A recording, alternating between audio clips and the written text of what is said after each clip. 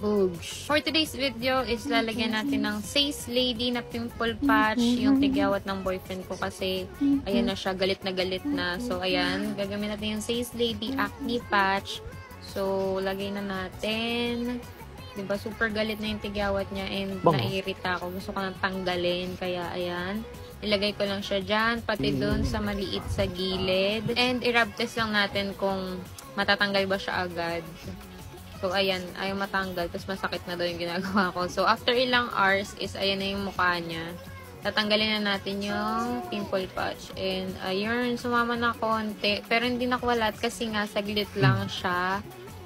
Pero, tingnan mo yung tsura niya. Nasatisfy din siya.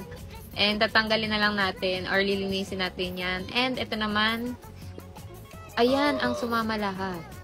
Bog, satisfying, super. Again, yung ginamit ko is yung Says Lady na acne patch. Meron siyang 36 na patches na 2 size. So, check the yellow basket. Yan lang. Bye!